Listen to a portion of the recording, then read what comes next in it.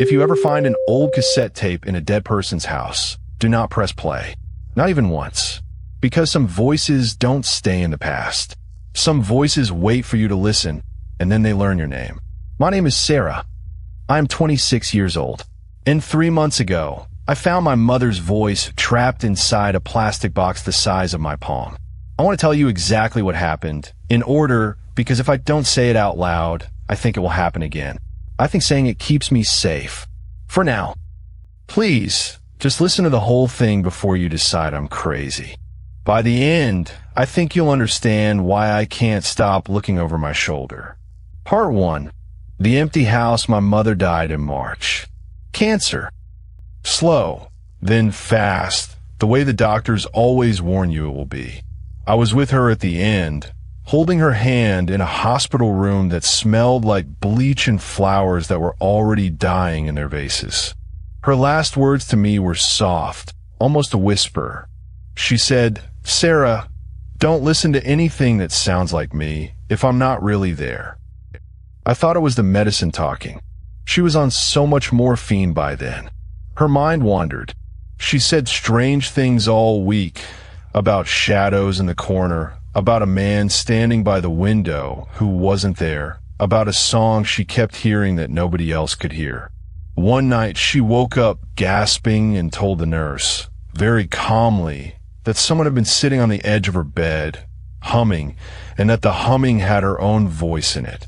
The nurse wrote it down as a hallucination, one line in a folder full of similar notes, and moved on to the next patient.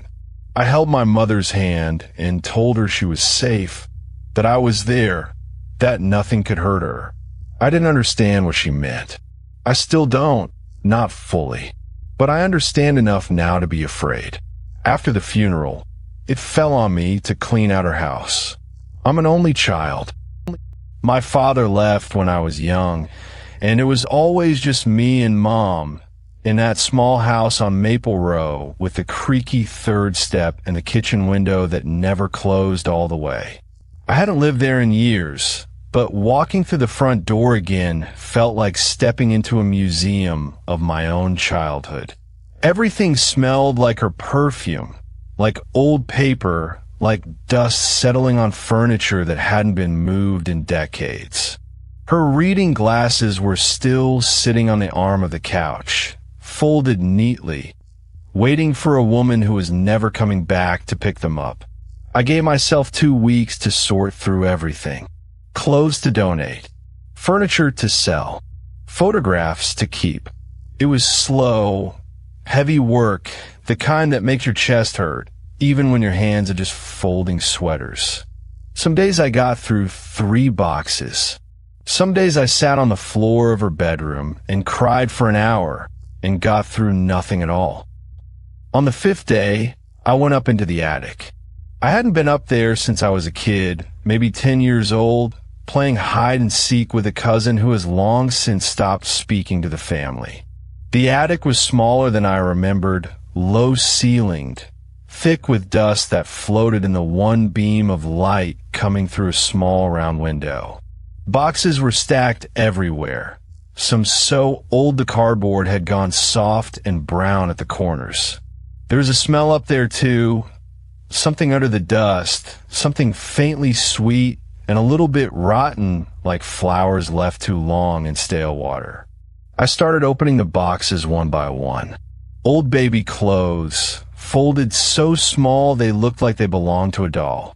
Photo albums with plastic pages gone yellow and cracked. A box of my father's old vinyl records, which surprised me. I thought she'd thrown out everything of his the day he left.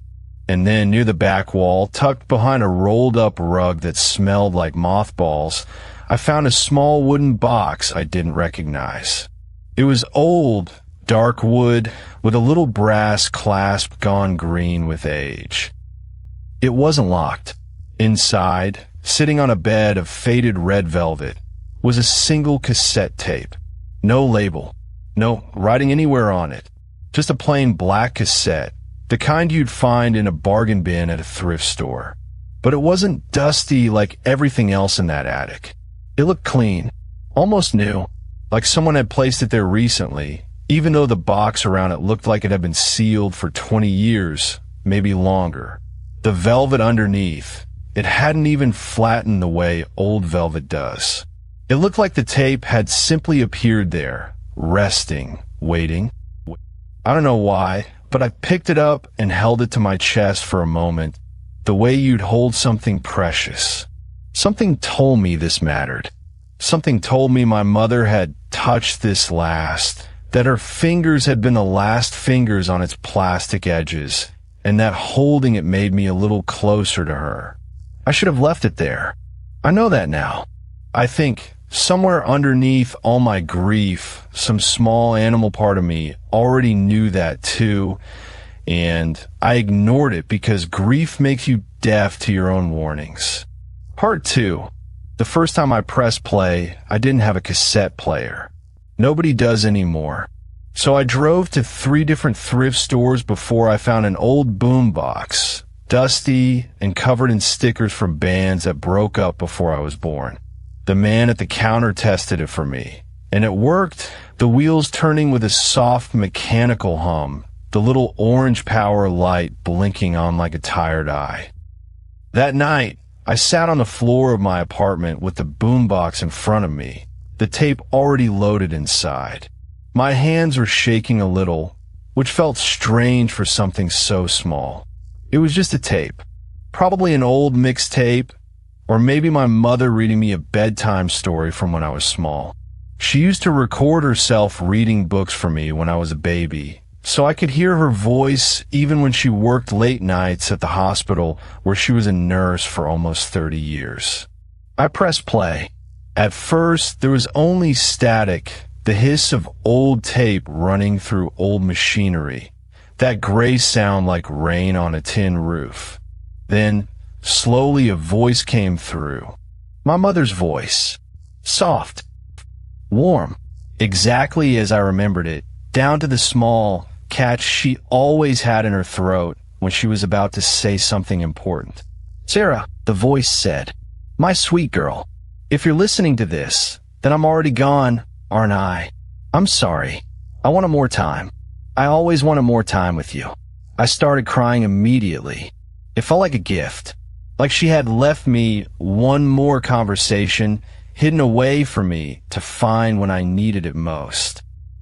The voice continued, talking about small things, how proud she was of me, how she remembered the day I was born, how the nurses had let her hold me for almost an hour before anyone made her put me down, how she hoped I would find someone who loved me the way she had once loved my father before things went wrong between them. It was beautiful. It was exactly what a grieving daughter would want to hear. It felt like being wrapped in a blanket that had just come out of the dryer, warm all the way through. The tape ran for about 10 minutes before it clicked off on its own, the reel stopping with a soft thud. I sat there in the dark for a long time afterward, holding the boombox like it was a living thing, replaying her words in my head, hearing her voice again and again in my memory. I listened to it 3 more times that night. Each time, it felt like a hug from beyond the grave. I fell asleep on the floor of my living room with the boombox still sitting beside me, the small orange light glowing in the dark like a tiny lantern, and for the first time since the funeral, I slept without dreaming.